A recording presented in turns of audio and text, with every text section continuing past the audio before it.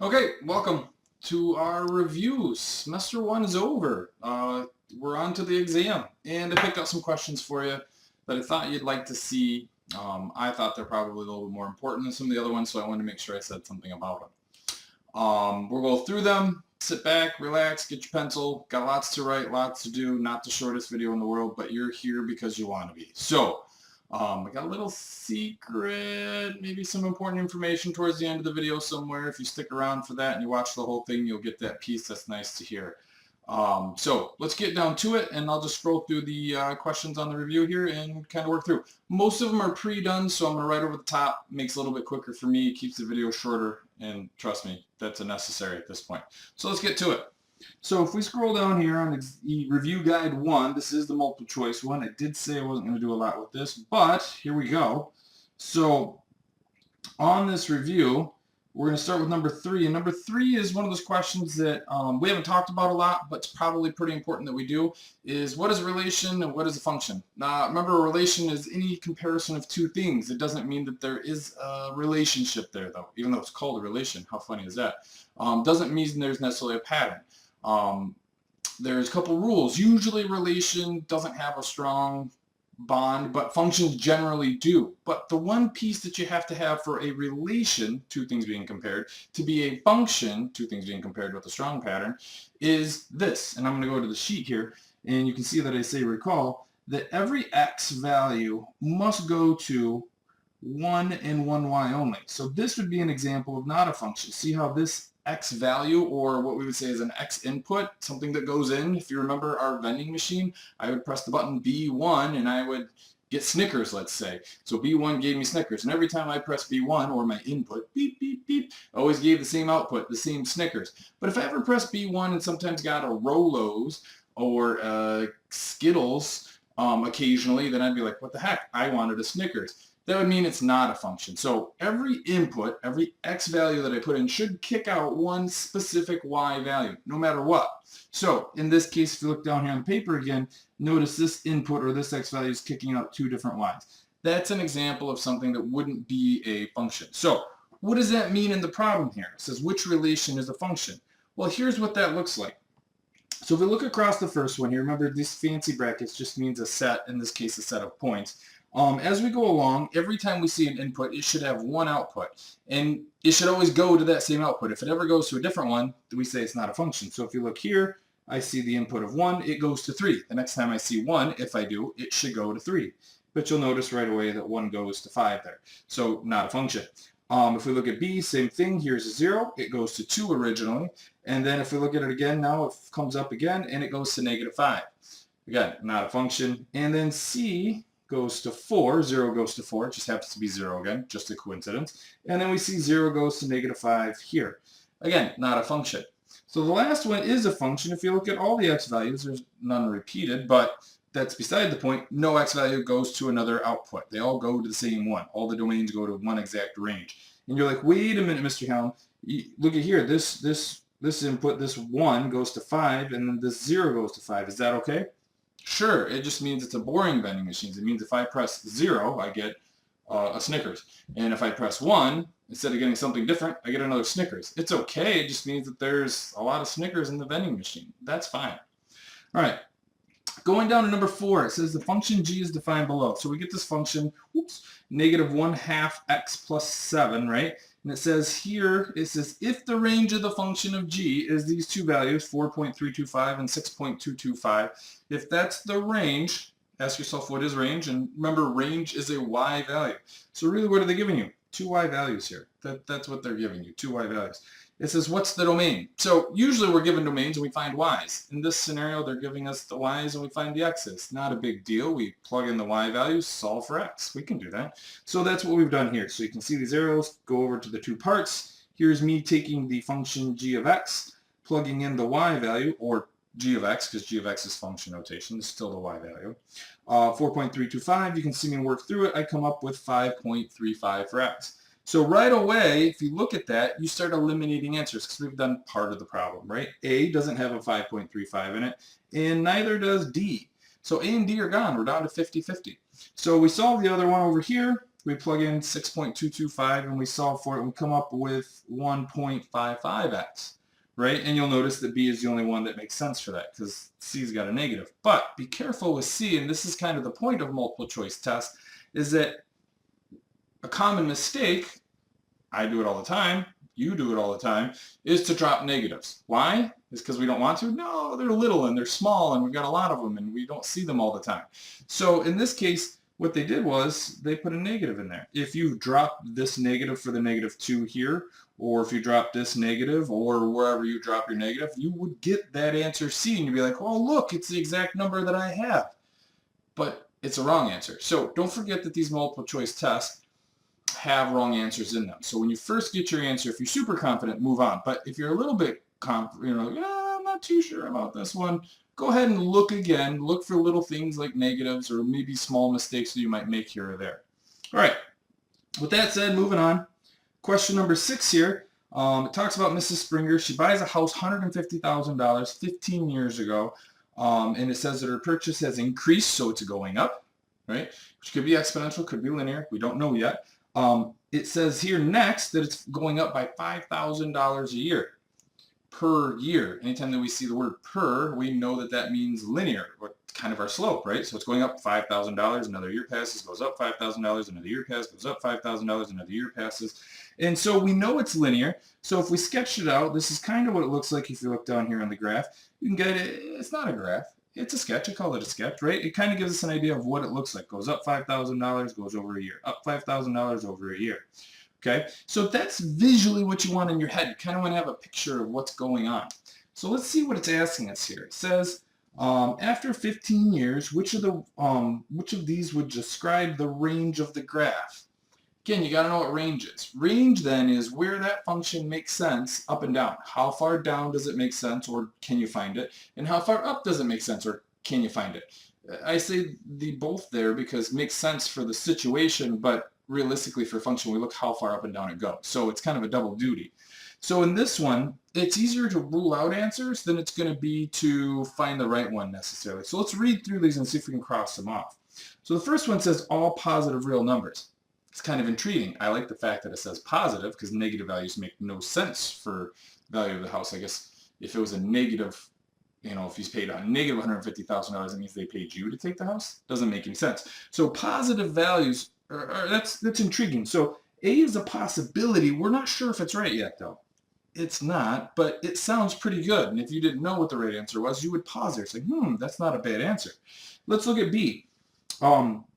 The real numbers between 0 and 15 inclusively. Well, inclusively just means that it's not included. But 0 and 15, those actually are domains because that's your time frame, right? She owned it for 15 years, and time's always your x-axis and money's always your y-axis, right? In this scenario, time's always an independent variable. So that's asking kind of about domains. So they're kind of tricking you. Do you realize that those numbers aren't important to range, that those are domains? So you hopefully realize that and cross off B. We'll skip C, we'll come back to that. D says positive real numbers, and it should have the word greater than or equal to $5,000. And that sounds pretty good too. I like the positive, I like the real numbers, but why $5,000? Her minimum amount of money that she's made for that house or paid for that house, right, and it increased ever since, was $150,000. The $5,000 actually is your slope, but doesn't make any sense for it to be a range value, right? That's how much it's changing by each time. So you'd want to rule that one out because that doesn't really fit the information. Now look at C. It says all the real numbers greater than or equal to 150,000. And that sounds a lot better because 150,000 is your y-intercept, her starting point, her initial value. Starts at 150,000 and increases by 500,000 or 50,000 or 5,000 each year. That's a good starting point. It's the bottom of where she started, and it says you can keep going forever. So great, that's actually your best choice. And when we read C, hopefully we'd rule out A after that because it's not specific enough. That C is a better answer. A is not a wrong answer, but C is a better answer, and that's the best choice there. All right, moving along with question 8. I put a bonus question in question 8 for us, something that we may see that I kind of want to talk about. So I'll bring it up here in a minute.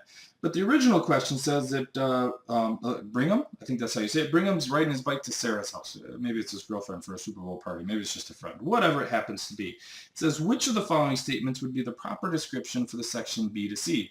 So they're asking us about this middle section here.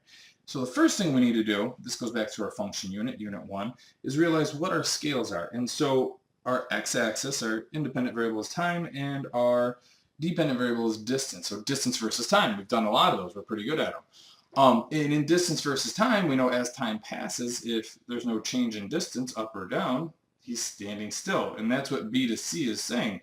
B to C, there's no increase or decrease for B to C, so he's staying still. So that's what we're going to look for in our question here. It says, first one, A, says he is pedaling at a fast rate. No, time's passing and he's not moving. So that's not true. The next one, B, says Brigham is cruising at a constant speed. And the tricky part about that question is that we've done speed versus time graphs. And if it was a speed versus time graph, if he was going flat like that horizontal, that would be cruising at a constant rate. But we're not doing speed, so we can cross that one off. You should never do speed. All right, we know C is the right one. We'll come back to that. D then says Brigham arrives at Sarah's house. Well, that's a possibility too, because he's not changing his distance. But if you look at the rest of the graph, right, the whole description was that he was going to her house. He stopped at her house and then he didn't go home. If the bottom half of this graph curved down and back towards his house, then yeah, that would have been her house, but it goes up. So obviously he didn't reach his destination yet, or he hit her house and then went somewhere after the Super Bowl party. That's pretty late to be riding your bike. I don't think so. So yeah, he probably stopped at a party store or something like that. And you can see here that says Brigham stops at a store to buy chips. That makes more sense. So C is the correct answer there. Here's the bonus question. If you see one of these function graphs where they're talking about rates and speeds, and you can see increases and decreases and stops, they may ask you about which one is the steepest or the fastest or has the quickest rate. And that's slope. So you can see here that what I did was I marked off A to B, and I said, well, we don't want to just guess. Guessing by a picture is a bad idea. Never make the assumption that the picture is accurate. Always use your data, your numbers, to confirm that. Always. Because they'll trick you like that sometimes. So from A to B, what I'm looking for is the change in Y, or how far it went up, so plus 6, and the change in X, which is plus 10 in this case. So I'm going to take my change in Y over my change in X. That's what the triangle here means. Change in Y, change in X. And I'm going to reduce it. I'm going to find out that that first section, A to B, is 3/5. And then I'm going to do the same thing from C to D. Find out that it's 2 and 10 horizontal, so 10 to the right and left. And I'm going to put that 2 over 10 and find out that that's 1/5. And of course, 3/5 is larger than 1/5, so that's the steepest one. So to answer that bonus question, it says which period is the steepest rate of change? You would say A to B does. And you can calculate it. You showed an actual number, so that's good. Moving on. Scrolling down. Here we go. 14 is the next one that we'll tackle. It says the value of a stock in dollars per share during 1 year period is shown below on the graph. So this is some stock value. So if you look at the graph, it starts slow, it curves up, and then it stops. That's the weird part. And we're going to use that part to help rule out some answers here. Initially, something that starts slow and curves fast would be thinking exponential, but then it tops off. So it's an exponential with something else going on, possibly. We don't necessarily need to check that it's exponential. Let's read the questions first. It says, which of these best statements describes the change in values of the stock? So it's going to ask us to look at how it's changing at different periods of time in this particular graph. So A, it says, is the lowest rate of change occurred from 0 to 2. So let's check 0 to 2 months. Here's 0, here's 2, and that is a very not steep line right there. You can see I marked it on the paper there. That's not very steep. However, that top part where it stops and there is 0 rate of change trumps it. That's a less change there. So A is not the lowest because the top technically is. So don't lose that top. If you weren't paying attention to the top, you might actually think that. All right, so looking at B then, we're going to see it says the highest rate of change occurred from 10 to 12 months. Well, that's the period where it's flat. That isn't the greatest rate of change. So no, there's no change in that period. C says the rate of change was lower during the months 4 to 6 compared to months 10 to 12. Let's take a look. Months 4 to 6. Hey, there's month 4. There's month 6. Yeah, that's pretty decent. It's more than the 0 to 2 months, but let's compare it to 10 to 12. It's not lower than 10 to 12 because there's no change in 10 to 12, and you can't beat 10 to 12 with no change. So that one's not the right answer. So D is the only one that's going to make any sense. We can already assume that. So the rate of change was higher during the months 6 to 8 compared to months 2 to 4. Well, 6 to 8, if we look here, that's pretty steep. And then we look at 2 to 4, which is the only other segment we haven't pinned here, and that's not as steep. And we could do a calculation there, and I told you that we should. But at this point, we ruled everything else out, so it makes sense. It looks good. We're going to go ahead and go with it. So check on D. That is the steeper section. All right. Which brings us to question 15 here. And in question 15, it gives us, it says, here's the perimeter formula for a rectangle. Pause. They gave it to us in this question, but there are so many questions this year that we've done this, and so many times you guys tend to forget that. They assume that you know this information. So please, please, please, you can see I drew you a brain and a giant word memorize. Memorize that. If you can't memorize it, make yourself a rectangle.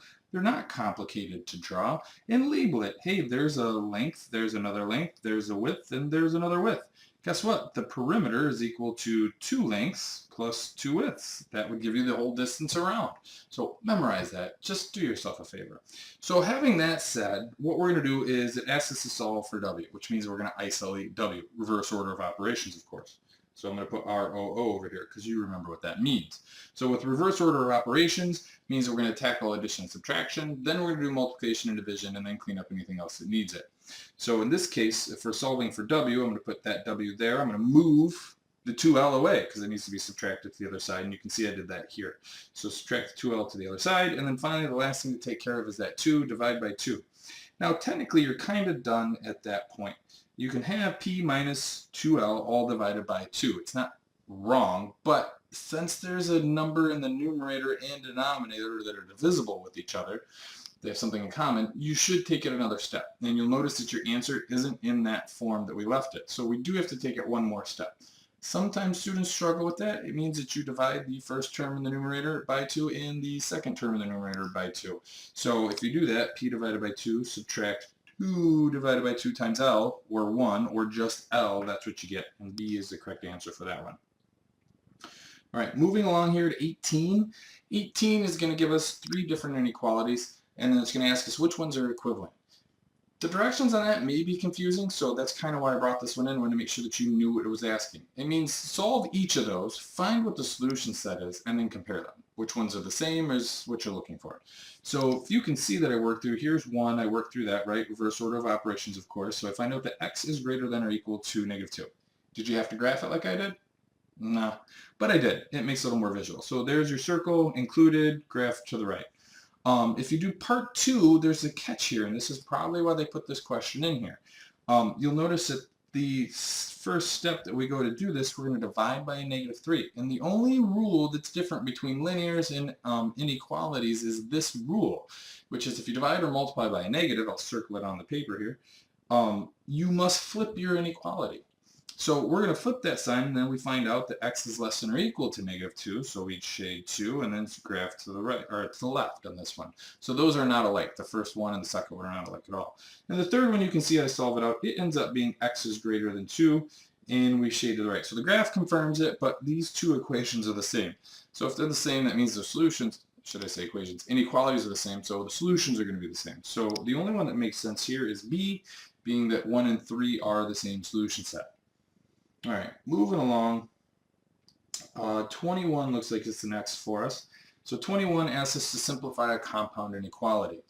I remember that some students in this section forget to do both sides of the inequality. It's a compound, so think of it as 2 inequalities in one. So you're combining them together, and you're doing whatever you solve for one, you have to do for the other. So what it means is, just remember that you're going to solve for the variable in the middle. So here's your inequality, right? Can I do it like that? Is that kind of an inequality? So here's your inequality. Whatever you do to solve for the variable in the middle, right, you do it to both sides. Every move goes to both sides. That's what you have to remember about this one.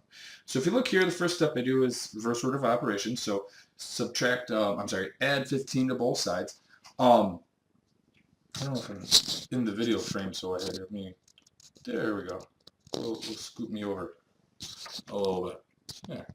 So add 15 to both sides. And you can see that there. So I've added 15, so I get 72 is less than or equal to 3x, which is less than or equal to 90. And then you can see I've got a 3 there, so I need to move that. So I'm going to divide by 3 on both sides. And I get 24 is less than or equal to x, which is less than or equal to 30. And there's only one solution that matches, which is C. So remember, whatever you do in the middle, do it to both sides for these inequalities, compound inequalities. All right, question 22 says we've got a systems of equation, and it wants to know of the second equation, so the one on the bottom, right? That's what that means. So the one on the bottom there, it wants to know how do we rewrite it so that we can start this by, I think it says elimination here. Nope, it doesn't even tell us it's elimination. So we have a choice of elimination or substitution. It ends up being elimination when you look at the answers, but it's really kind of a big question. You're thinking substitution or elimination.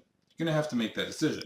So if you look what I got here, they kind of separate this. A and C are the top equation, and they manipulate the top equation. And then the bottom equation, they manipulate the bottom equation. The top equation means that they're after trying to eliminate the y value. The bottom two equations, B and D, is where they're trying to eliminate the x value. So you have to explore both of them. Well, if you look at this, really all of the steps entail the distributive property. Because remember, to eliminate one of these here, to get one of these y or x values to drop out, they have to be the same and opposite. So to be the same and opposite, you need to multiply by a number that makes them the same and opposite. So if you look at the top two, they're really trying to get rid of the x's because they multiply by a 3.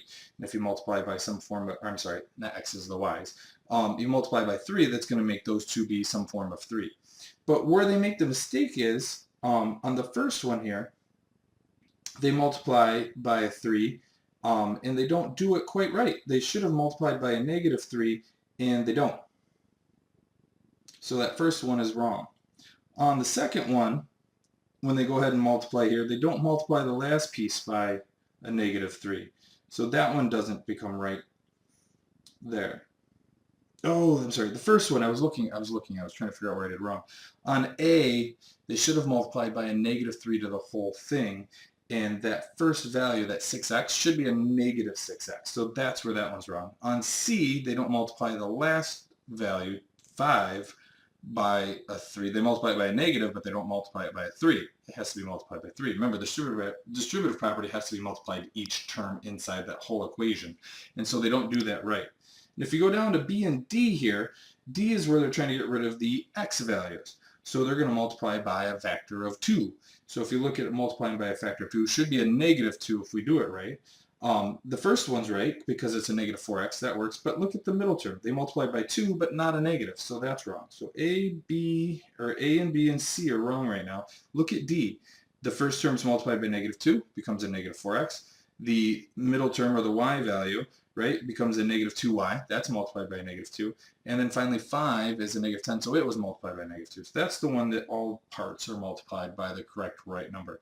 That's a tough question if you really don't know what's going on. So now that we reviewed it, you're good to go. All right, moving on to 23. This one had the original instruction, and I just changed it for a second. The original instruction said solve the system of equations, which you've heard 100 times. We've said that lots and lots of times. The other instruction I gave you said which of the following points is found on both lines. Guess what? That's the same instruction. I just wanted you to see a different instruction that meant the exact same thing. The only point that can be common between two lines is if it's the intersection, right? That's the only way that it can be common between the two. I guess if it's overlapping, but those are really boring and we don't talk about those a lot. So, and then every point would be overlapping. That would be kind of a pointless question because they'd all be solutions. So the only point that's in common there is the one that's the intersection. What's the easiest way to find the intersection? You could solve it with substitution or elimination and find the point. You could plug in every point on there. You could plug in all 4 points to both equations and look for where all the statements are true. The easiest way is to put them in your graphing calculator, graph them, and see what the intersection is. That's the quickest, easiest, and probably least likely to make a mistake. So that's what I did. I even cheated a little bit more and used Desmos, which you won't be able to use, but I did for this one. And you'll find out that the intersection point there is -8 and 3. Okay.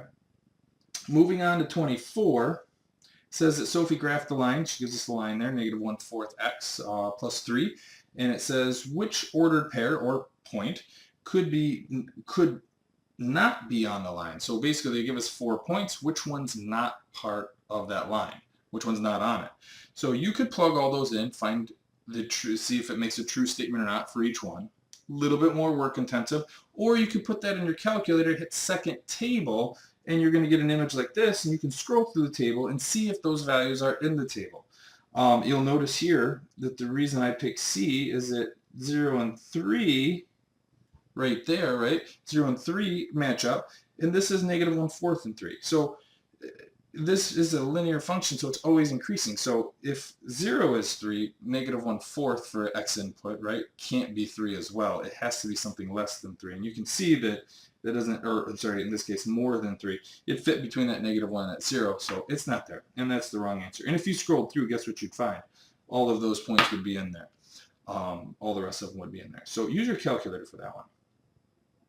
All right, the next one gives us a couple of lines here, and it says find the intersection for the functions below. This one you don't need to graph. You could graph and find the intersection with the graphing. That's pretty easy, but this one I thought was actually easier just to understand what they gave us. So let's look at it real quick.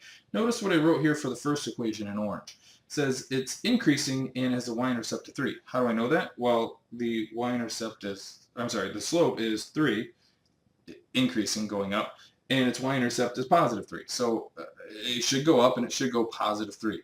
Right? Look at the green line. It says that it's decreasing and the y-intercept is negative 3. Well, how do I know that? Well, the slope is negative 1 and its y-intercept is negative 3. So using those two pieces of information, I can go through these graphs and actually tell you that they are not the right ones just based off that two pieces of information. And that goes pretty quick. It's actually quicker than graphing. So if you look at this first one here, here's a y-intercept of negative 3, but look at the line that it's on. That's an increasing line. Well, my negative 3 y-intercept should be decreasing. So that's not the function, right? I can mark that one off. Look at C. C here, negative 3 again, it's increasing as well. I can mark it off as 2. It should be a decreasing function through negative 3. So those two are not. They don't even match the first part. So looking at B, there's that negative 3 again and another increasing function. I didn't have to look at both lines and I can tell you which one it is. And so it means it's not B. Well, finally, look at D. There's negative 3. There's my decreasing line. So that matches. Let's check the other one. And here's my positive 3 and my increasing function. So just looking at the increasing and decreasing and the y-intercept, I can check those out. And that took seconds. Quicker than my calculator, quicker than putting anything in. So probably your best method to do.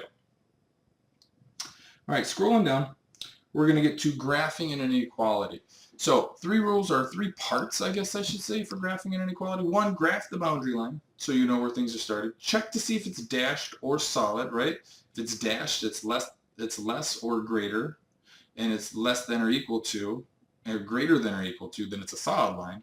That's part 2. And then 3, shape. So those are the 3 steps you want to do when graphing one of these. So let's go ahead and take a look at this one. Let's check. I actually took and graphed the line on the first one to see if it was the right line. So my y-intercept was 1, so I went up 1, and then from there I went up 1, right 2. That's my slope. So here's the line in red. You can see that that line is not the same, so it's the wrong line. It's not A, right?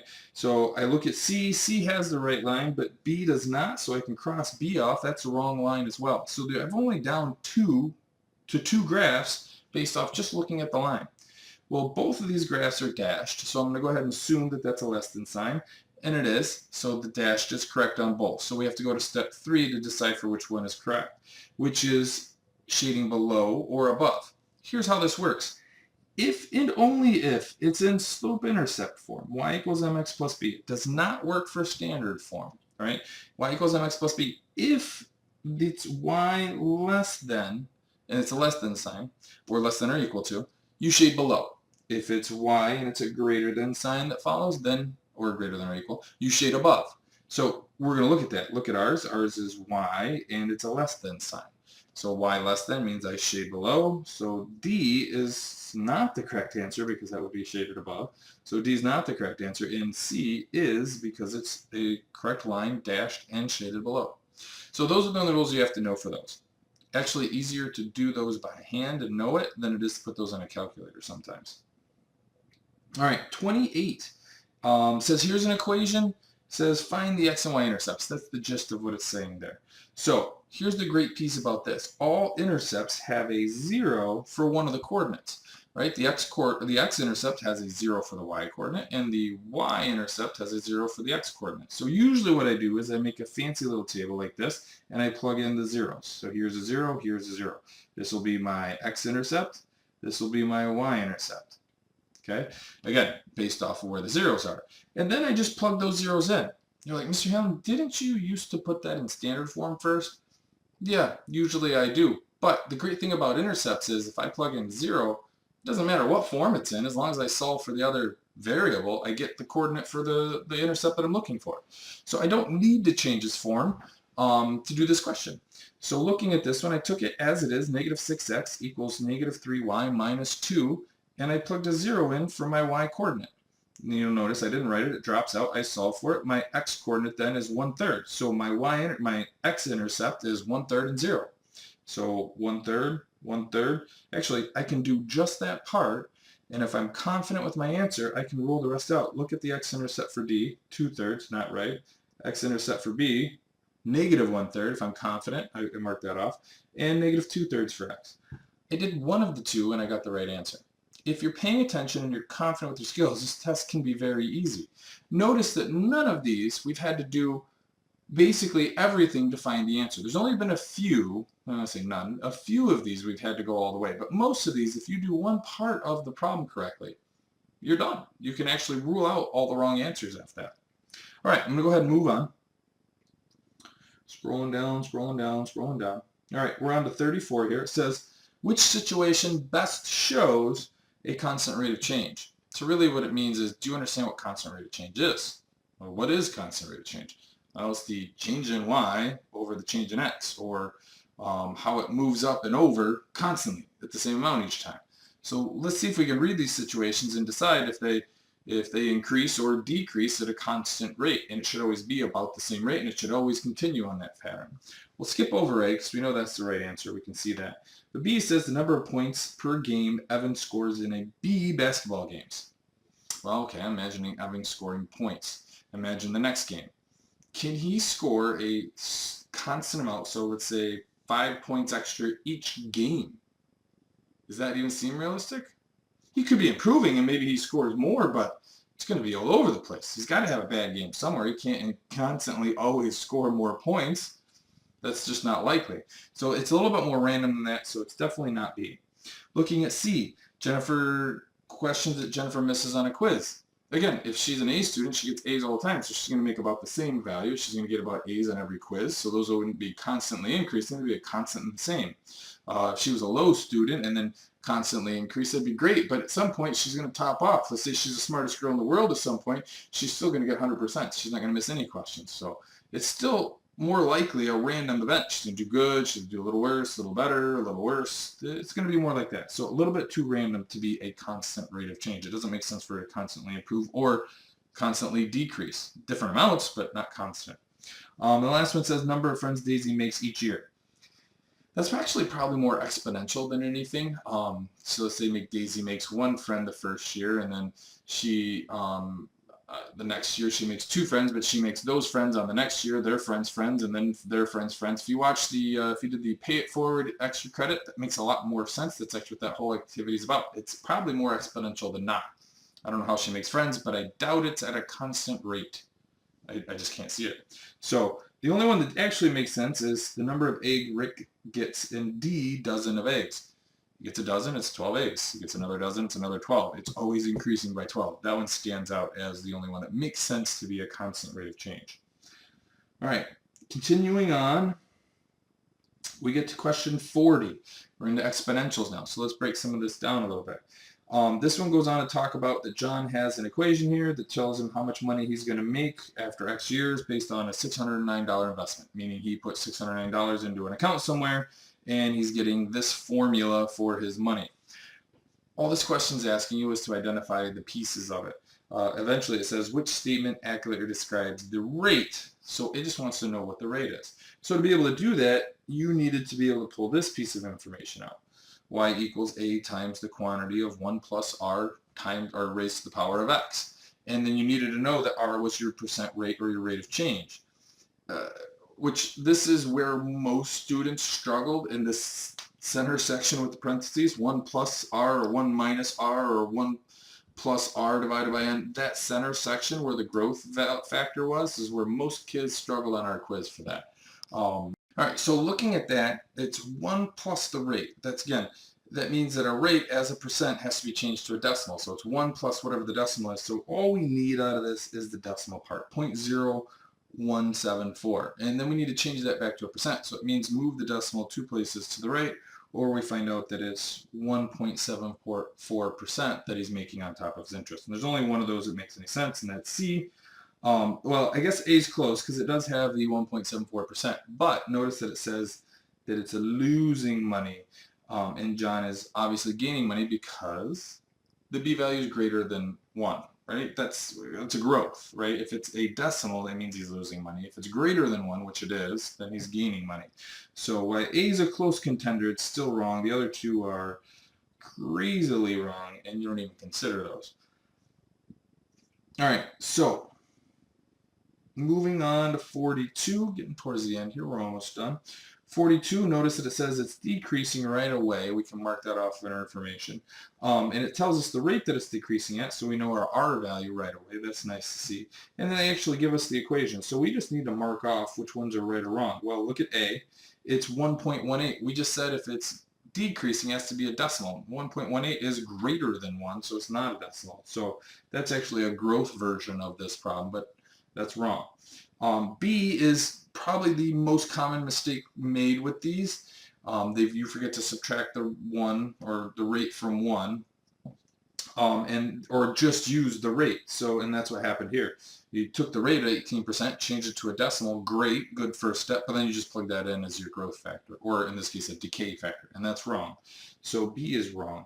And then C is some wacky problem where they actually made a linear out of it. They didn't think that you knew the difference between an exponential rate problem and a linear function. That's why the x is multiplied and not raised to the exponent. So hopefully you would never pick C because hey, I know a linear from an exponential function. And then you can see here D is the correct one. If you take 0.18, here it is, 1 minus 0.018, you get 0.82. So again, remember that decreasing, you subtract it from 1. Increasing means you add it to 1, and increasing should be greater than 1, and decreasing should be some form of a decimal. Take that away from that part. All right, down here to 44, now we're into the part where we're going to start comparing functions, okay? So they're going to give you a couple different functions. This is a great question for me as a teacher because here's what it gives you. It gives you a function rule right here. F of x equals 5 times the quantity of 2 raised to the x, right? It gives you a function rule, and it asks you to know some information about it. What do we know? Well, we know 5 is the first part, so that looks like this if you go to your base exponential rate. So y equals a times b to the x. A is being your initial value, right? So we know 5 is the starting point for this function. We know 2 inside the parentheses is your growth factor, and so being 2, it's doubling as it goes along, right? So it's greater than 1, so it's growing, right? So this is an increasing, doubling function. You can see I labeled some of the information on the left here. Its initial value is 5. Here's the great part about this question. Now that you just understood all that in function notation, a function rule, now they give you a table of data. Remember, table of data makes a function rule, makes a graph. They're all connected. But can you find that same information from a table? How awesome of a question is that? Here, find the information from a function rule. Here, find it from a table. Awesome question. Could be tough for you because you have to translate 2 different things between them. So let's look at the table values here. And again, the first thing you want to do with the table value is check your first difference. When you do that, you're going to find out if it's linear or not. So if you take your first difference, it means you're going to subtract the second value from the first value.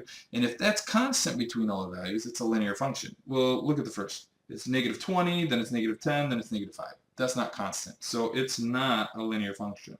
Okay? So if it's not a linear function, you're going to move on to a common ratio. What's a common ratio? Well, take y2 divided by y1. If that's constant, it means it's exponential and it's your b value. So taking y2 dividing by y1, or 20 divided by 40 is 1/2, 10 divided by 20 is 1/2, and 5 divided by 10 is 1/2. So that's constant. It means it's exponential, and you got your decay rate, which is 0.5. It's decreasing by half each time. So it's going down. Right? The first function, doubling, goes up like this. The second function, the table value, is going down. So they're both exponential. One's increasing, one's decreasing. And our y value is also different. How did you find your y value, Mr. Hallam? Well, you remember that activity we did, finding models? I showed you how to do this. But you work backwards through the table. If I know that going down the table is cutting in half, if I go up the table, it's got to be doing the inverse, or doubling. So I'm going to just make an assumption here. If I go from 1 to 0, that would be the previous step. It's not written, but I know it's there. And then that means that I would double to go up to that. So I double 40 and I get 80. So I found my A value by working the table backwards. That's actually a skill. Working back up through the table. Some people think the tables are finite and you can't mess with it. You can't extend the pattern. You got to get over that. That has to happen. So moving up, we find out that it's 0 and 80. We needed that piece of information because now we're going to go through and see if we can figure out by the answers it asks is how are these functions alike? Well, A says both are linear functions. Neither of them are linear, so nope. B's are correct answer. We'll come back to that. C, it says both graphs have the same y-intercept. No, one's got 5, but you had to see that in the function, right? That first value, you had to know that that was the y-intercept. And in the table, this is how tricky this is, you had to go back up the table. So 2 different ways to identify the y-intercept, but they're not the same. So not C. And then both graphs approach positive infinity as x approaches positive infinity. And that goes back to our domain and range when we wrote them. We've kind of written in that form a little bit. We'll do some end behavior second semester, but long story short, what does it really mean? It says as the function goes towards positive infinity, x goes toward positive. So it means on the right side, is it increasing? That whole bit just means, is it going up? Okay, so not both graphs. We know that the table graph is decreasing, so it's not that one. So B says both are exponential functions. Very vague, not a lot of information, but that's the best correct answer there. All right, 45. So they give us a question about Rick being the principal of the school. He keeps track of the number of students inside of his class. Starts off with 230 students before he began. I don't know if he changed something he started measuring or if he just wanted to keep track. After the first year, he starts gaining and they keep track of all that. It says it's exponential, so right away you know to go ahead and take the common ratio. So you're going to start dividing and you have to look for the first difference because they tell you it's exponential. So it says which is the best model for this function. So if we look at these here, oops, B is the correct answer. I'll circle that again. If we look at these, we can get our growth factor by doing that division, right? y2 divided by y1. You'll see that that comes out to be 1.08 for each one of those. You know that's your B, right? So if you know your B here, we can start ruling some of these out. If it's 1.08, we know that A can't be the correct answer and C can't be the correct answer, right? Because they're 0.08. That's not the right one. So we're now between two. We're between B and D. And the only difference between B and D is that initial value, that y-intercept. And you know, you've memorized, you would not forget that the y-intercept has a 0, and you can see it here is 230. So pretty easy question if you knew what the y-intercept of an exponential function was. So B is your correct answer, D would be wrong. All right, how many more do we got here? 46, 48, we're almost at the end. All right, looking at 46, it says the initial investment is $5, right? And it's doubled in it's doubled in value every 10 years. So looking at that, which graph best models the investment? So it starts at $5, that's your initial amount, and it's doubling every 10 years. So let's look at these. A and C, do you know why those aren't the correct answer? Because they look like lines. Yeah, they're lines, so they're not the correct answer. So A and C are marked off just because they're linear. You know that the word doubling equals exponential. You should have that memorized, right? That's got to be a constant. Like, hey, doubling, exponential. Rate, percent, exponential. You got to know those. So those two aren't there. Looking at B and D, though, they both curve pretty good. And they both look exponential. And you can see that I actually started checking here on B if those values were doubling. I was trying to look per 10 years where those values, y values, doubling. But you don't need to. I found an easier way when I looked at it again. Notice this first part. It says $5 as your initial investment, which means y-intercept. Initial amount is always your y-intercept. So that being the case, if you look, this one here on, what is that, D? D has an initial amount of 0. That's not what the initial amount was. And B has an initial amount of 5. So based off the initial amount, not looking at the actual values again, actually easier than it should be, B is your correct answer. You're getting the theme that these problems aren't tough. You don't have to do everything. You don't have to remember every step. You just needed to know about the topic. What's the initial amount? What piece is this? What piece is that? How are they related? Those are the things you needed to know. All right, moving on to 48. Looking at 48 here is a question about a game. They give you 2-point totals, so the more coins you collect, the more points you get. Level 1, you get more points per coin right away. In level 7, on the harder level, you get points, but they increase at a different rate. If you look closely, it doesn't take you long to realize that level 1 is linear. You start out 5, you go to 105 to 205 to 305 to 405. That's linear. So this whole review in the exam is going to compare a linear function, right? It's increasing at a constant rate of change each time, to an exponential, which starts slow but then curves really fast and increases quickly. So they like to give you situations where the linear starts out higher and the exponential catches up and passes it. And they like to ask you about where that intersection is. That's what this one's doing. So looking at level 1, that's linear. Rate of change is plus 100. The y-intercept being the b value is 5. That's great. Looking at level 7, look what happens. 5 to 10 to 20 to 40 to 80. You can see that those are doubling, right? Those are all doubling by 2. So you could try to write a function for each. It wouldn't be that hard. You could graph those two functions and find the intersection. It would tell you roughly what the coins were. But the easiest way for this one is just to extend the table and see where the level 7 table overtakes the level 1 linear table. And so you can see I did that. It's not the neatest, but it's done.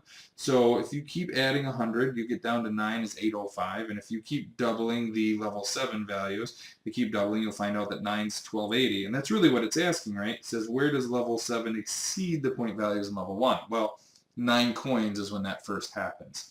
That's when the point value goes in front. So there's your B. And the last question we're going to do is here is absolute value vertex form graphing. And so you need to have memorized this. Hopefully you have, right? You know that the y equals a times the absolute value of x minus h plus k. And you know that h is your x-coordinate of your vertex. So inside here, because it has this fancy negative, it does the opposite of what we would expect. So positive values move it to the left, negative values move it to the right. K is a little more straight up. Positive values go up, negative values go down. And that's really kind of what we're doing, is figuring out what the translation is, right? So if you look, here's the parent form, the original basic absolute value, and we're moving that. That's what vertex form works on. So where did it move? It moved right 1 and it moved down 2. So right 1 would be positive 1 going in for h, so it would look like a negative right here, right? So negative 1. And then negative 2 would look like a negative 2, so we put negative 2 there. So D is the one that makes the most sense.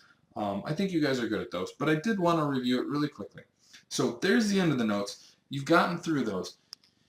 Here's the secret. The ones that I picked are probably ones that are more like ones on the exam than the other ones. Doesn't mean the other ones are important. You should do those. They have value. It doesn't mean that there are questions on the exam that don't look like these. It could be like the other ones, but these ones are ones that I know are important that I wanted you to focus on and make sure that you've seen or done something with. So you want to share that information with the other kids. If they haven't watched the video, great. If you want to keep it to yourself and not tell them, that's great. I don't really care. But you watch the video, you have the information. Study these. Know these ones. Do the rest. Ask questions as you need to. But you should be pretty good off. We've covered a lot of material. And double check the other review. I put a written review for review 2 inside the community as well. All right. So thanks for watching. You should be reviewed. Feeling good. We'll see you in class. Bye-bye.